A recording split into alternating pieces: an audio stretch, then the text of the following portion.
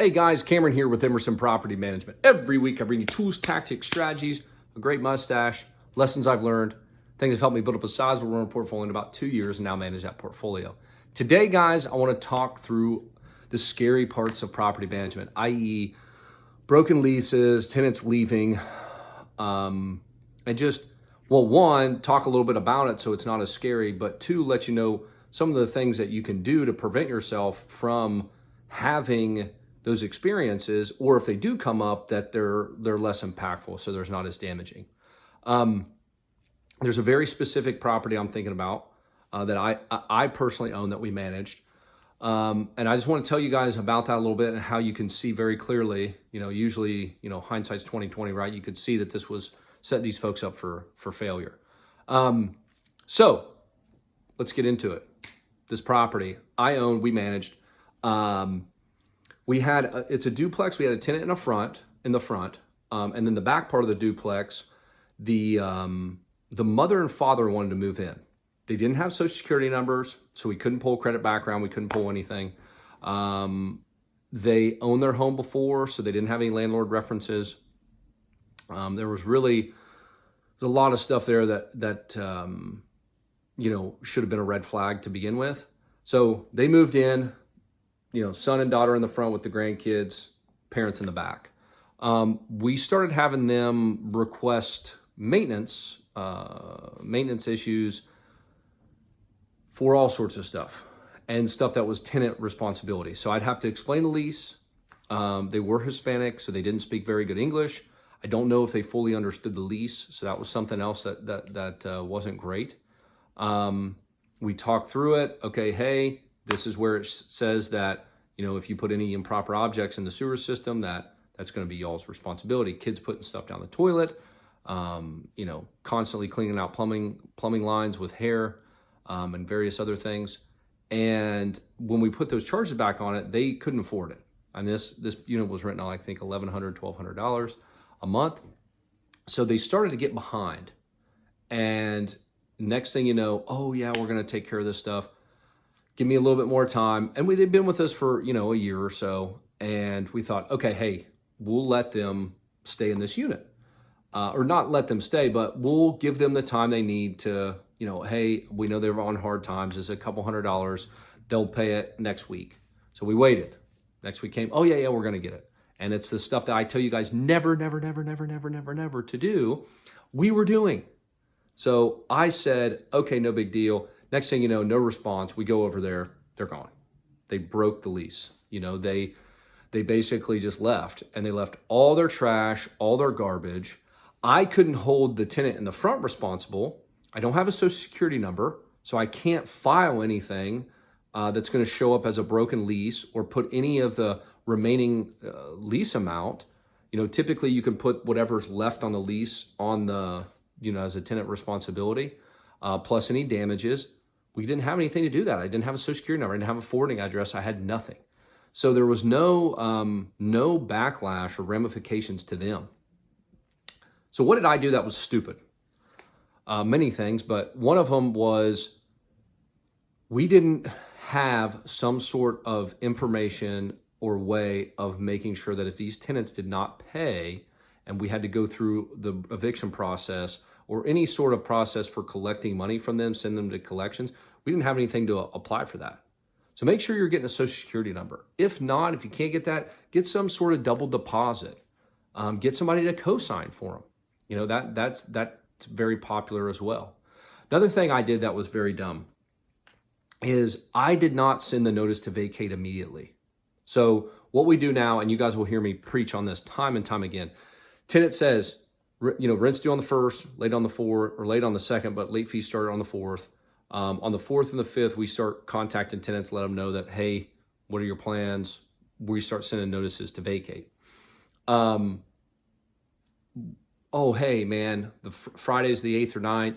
I'm going to get paid then. Just, can you hold off on sending that till then? Yeah, no problem. That's what we used to say. Not anymore.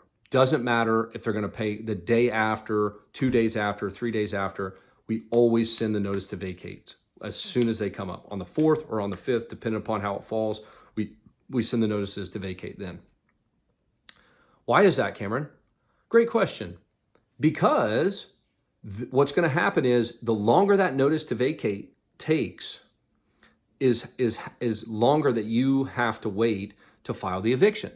So you have to wait 3 full business days, blah, blah, blah. I'm not going to get through. I know I have another video somewhere about the eviction process. I've done it several times. And if you don't get that notice to vacate out, you're just setting yourself up for failure. And evictions are processed in chronological order. What does that mean, Cameron? That means that if somebody comes in ahead of you, and a day can mean hundreds of cases, those go to the front line. So you might be back, when you get your court date, you might be back not just a day because you wait a day, you might be back a week, 2 weeks, 3 weeks, who knows? So send your notice to vacate on your process, no matter what they say they're going to pay or when they say they're going to pay. Well, Cameron, I can't afford, or I don't want to go drive to the property. I don't want to do this, blah, blah, blah. They pay for it. If you look in the leases, I'm not your attorney, so check through your lease. But in our leases, tenants have to pay for all those notices. So whatever it costs, the tenant, you put it back on the tenant's ledger. If the tenant doesn't pay that, late fees start accruing. So if they want to reinstate their tenancy and they want to get current, they need to pay that notice to vacate. That was another thing I did. So I waited, didn't send the notice. Thankfully, they left on their own accord anyways. But if it would have come to a situation where they're not responding and it didn't matter, they're not responding, and I try to go to the property and nobody's responding, nobody's opened the doors, I can't get in. We got to start the eviction process, which means I'd have to start the notice to vacate right then. So don't get behind like that. You don't want to do that. Those were the main things I did with the broken lease. Now, everybody has bad tenants. We have less than a 1% eviction rate. But how bad really was it? Trash out. A lot of this stuff you could do if you just have 1 or 2 properties. If I'm talking to my small landlords, you can go hire a handyman or somebody very cheap at 15, 20, 25 bucks an hour, and you can get them to go clean the trash out of a property.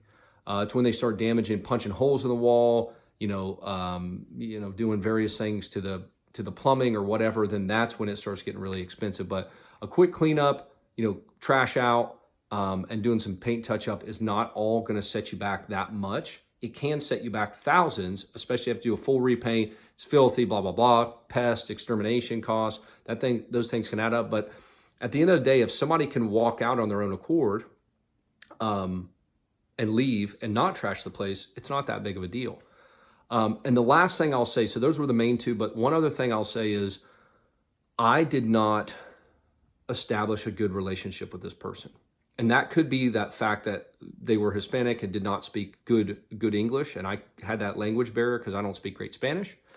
And maybe I could have been able to say, hey, if you're falling behind, you're on hard times, let's create a plan for you to get out of this lease. Let me start showing it. Let me see if we can get somebody else in there and get you, onto something else.